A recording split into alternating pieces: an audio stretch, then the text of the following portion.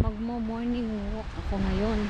Ilang araw din kasi kung nasa loob ng bahay kasi maulan dito sa amin. So hindi nag-vlog ang lola nyo na mahinga, kaya ngayon kailangan mag exercise naman tayo na hindi lagi nakaupo tsaka nakahiga sa loob ng bahay. So morning walk tayo. Let's go! Sama kayo!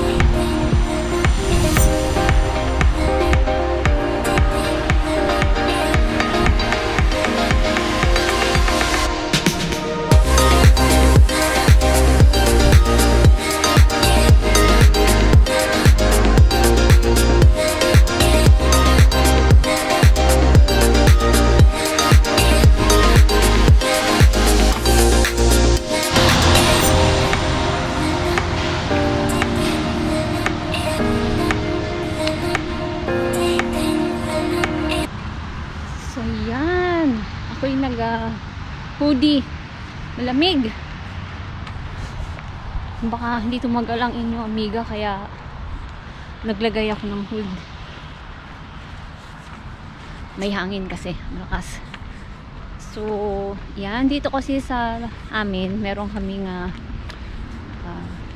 shared pathways. Yung kabila is for bike lane and then sa kabila yung mga taong naglalakad. So yan, lakad lang, mag-exercise kasi kagabi pinulikat yung paa ko, siguro sa sobrang upo sa loob lang ng bahay. Kaya ngayon kailangan i-exercise ko.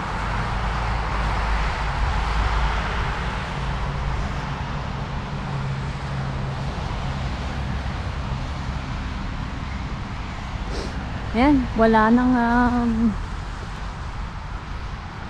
nang dahon ng aming mga puno kasi nga winter na. So pag nag-yelo yan, nag-snow. Pag nag-snow dito sa Canada, maganda yan, ang puti. Lahat yan maputi. Maganda yung ilagay sa social media kasi maputi siya. Malakas ang ulan kasi napuno yung yung drainage.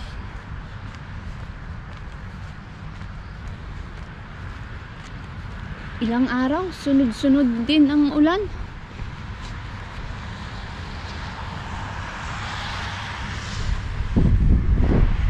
Halos isang linggo nga umulan. Kahapon umaraw, sandali lang. Tinatamad ang lola niyong maglakad kahapon. Pati apo ko. Ay hindi, lumabas pala yung apo ko. Kasama yung mami niya. Lola niyo hindi. Nanlalata. Tumatanda na kasi. So, humihina ng immune system.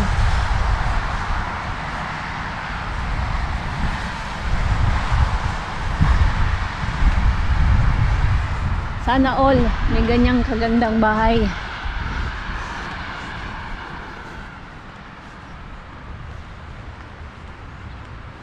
Maganda ang kalangitan.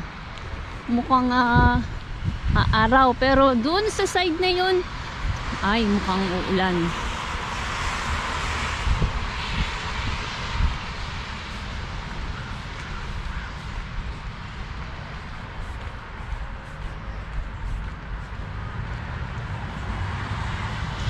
Sana bukas maagang magising ang inyong amiga para makapag lakwat siya ng umaga bago pumasok yung daughter ko. Kasi bala ko kanina mamasyal sa downtown. Masarap matulog. Ayun, nagising ang lola nyo alas 9 ng umaga.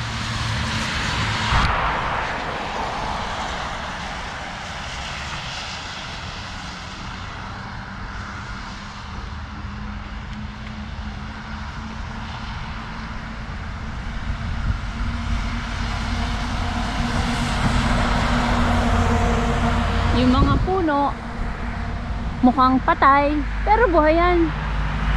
Parang ako. Joke. Mandar na naman ang kakornihan ang amiga nyo.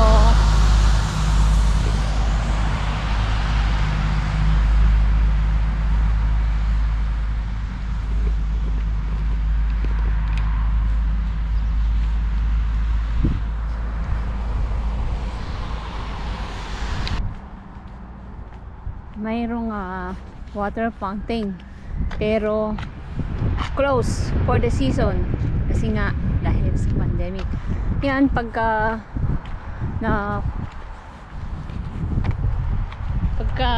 nauuhaw yung mga naglalakad, mga nagbabike, yan pwede silang uminom dyan. Syempre drinking fountain nga no. Lola nyo talaga awid tayo. We call it Coffee Brandville.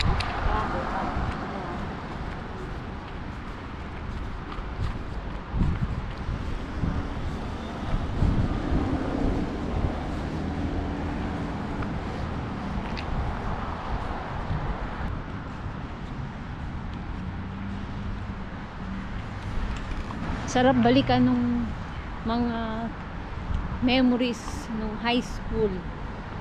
Sabi nga nila high school yung the best nung sa mga part ng pag-aaral mo, which is true. Nandun lahat.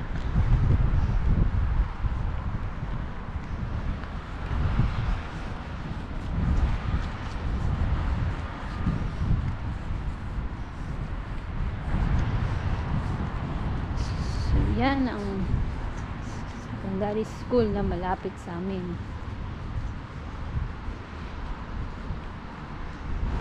Nung high school, sa high school life, nandun yung moments na or yung experience na papasok ka, kailangan maayos na maayos ka, mabango ka, yung bang halos 2 dipa pa lang amoy ka na ni crush, ganun yun. So parang lagi kang inspired pumasok nung high school. Nung elementary kasi hindi pa, kasi medyo siyempre batang bata ka pa nun. Pero nung high school, nung year ba ako gumamit ng spray net? Second year. Ay hindi, elementary pala, grade 6, first time kong gumamit ng spray net, yung ganyang kataas, yung bangs, yan, ganyang kataas. Grade 6 pala ako. Tapos first year, mahiyain pa kasi kabado ka, kasi ano ba ang high school, so ganun yung feeling hanggang sa ganun pala, para ding elementary. Ayan, yung pleats, I'm not sure. Sa bagay, lahat naman noon may pleats. Diyos ko, kulang na lang almirol para wag malukot. Wala lang, sarap balikan ng high school life. Tapos may crush ka sa ibang year. Yun, diba? Ayan, lola nyo hindi nang pinapansin noon kasi nga syungat, nget pa. Kaya ako lang yung nagkaka-crush sa kanila. Pero lihim kasi nakakahiya.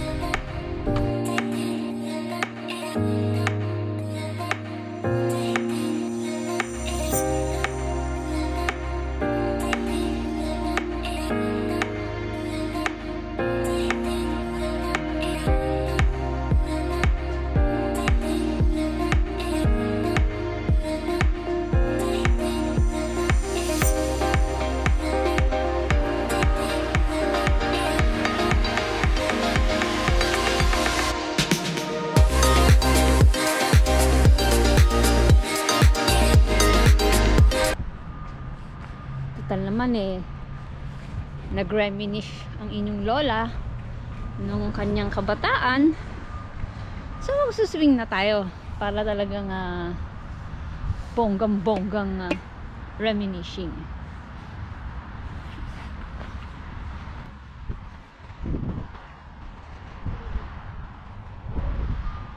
Sarap. Katulog ang lola niyo dito.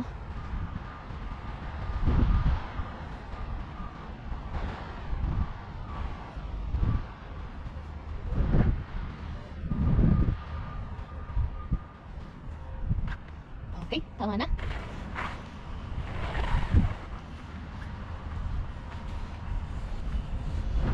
So basa, hindi tayo pwede mag-slide.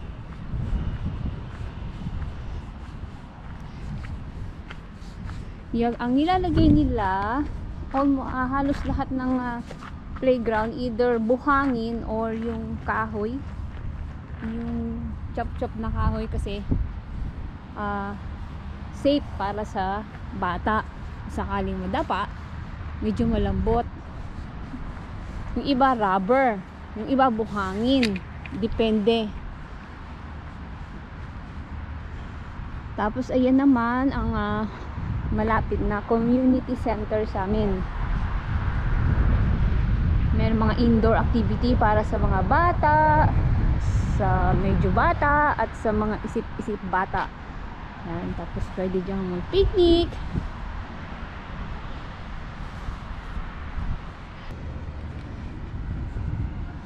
So dito yung mga gumagamit ng skateboard, yan, dyan sila nagpa-practice. Yan.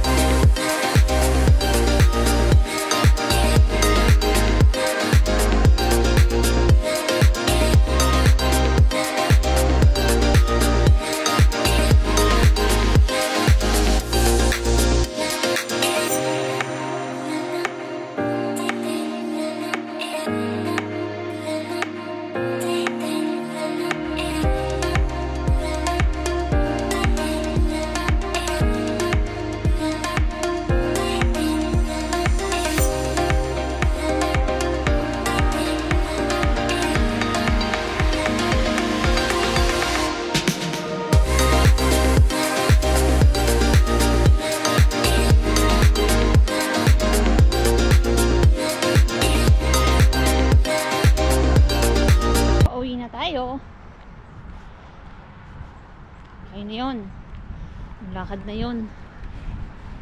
Pagdating sa bahay, bubuksan ng rep, titignan ko ano ang pwedeng iluto.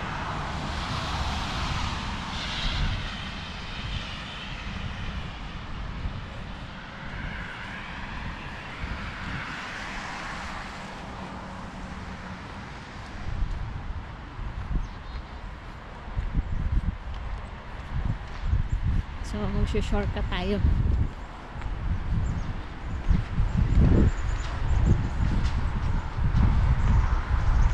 Pasok tayo sa Eskinita. Welcome back to my channel. Nakauwi na tayo at ngayon ay magluluto ako ng isang mabilis na menudo. Menudo with liver spread. So, eto yung aking ingredients. Siyempre, ang liver spread, ang kamatis, toyo, patatas, carrots, siling verde o pepper, green pepper, onion at onion tsaka bawang. So, sama-sama na sa isang lagayan. At syempre ang marinated pork at ang paminta. Okay, so magigisa na tayo. Isa na naman pong chamba recipe.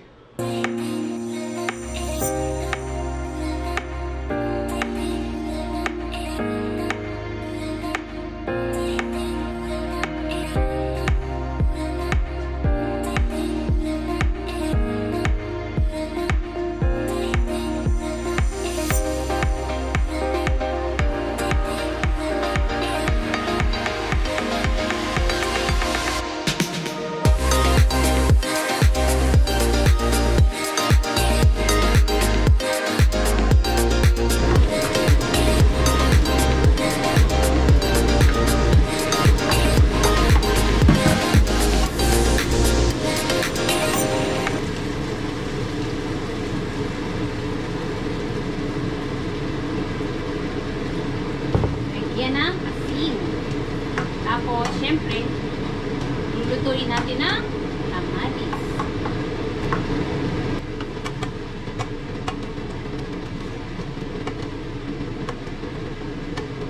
Yan, ito na.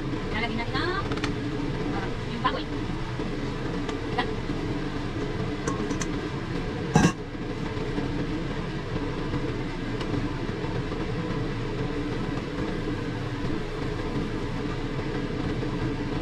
Asin.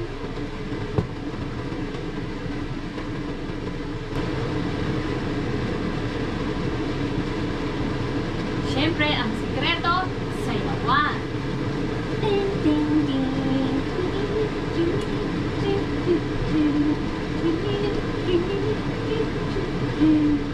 Yan, sasarap na. Yun ang sikreto. So guys, sa sobrang bango ng niluluto ko, hindi na nila nahintay, oh. Kumuha na sila. Oh. Kahit di pa siya ganun kaluto, oh. No choice ka po kami. Kasi naamoy nila, sobrang bango. Sabi nila, ma, ang sarap ng amoy. Kaya yun, kumuha agad sila. Kaya dapat sasayawan nyo ang niluluto nyo. Tingnan natin kung yung sauce niya is a little bit thicker. Yan. Na. Lagyan na natin lagay ang liver spread.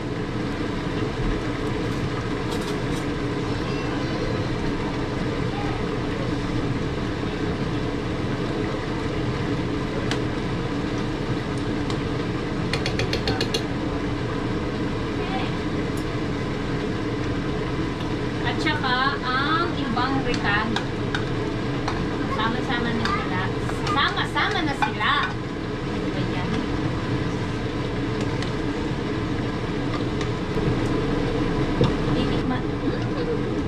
Titikman na natin.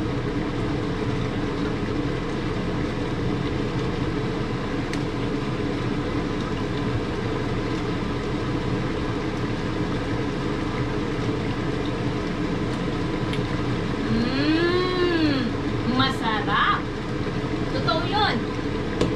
Kasi nilagyan natin ng liver spread. So, i-try nyo din.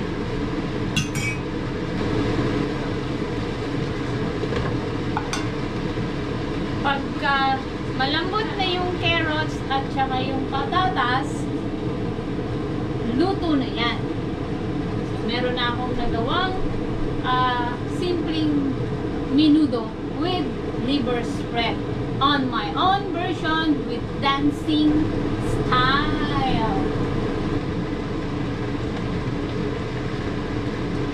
Ay! So yan, luto na.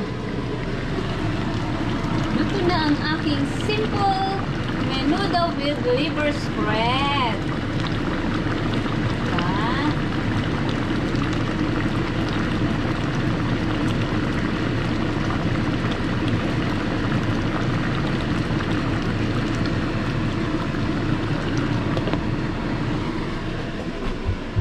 So, thank you for watching, guys, and please don't forget to subscribe to my channel para makapanood kayo ng mga kakaibang videos na ginagawa ko at kakaibang pagluluto.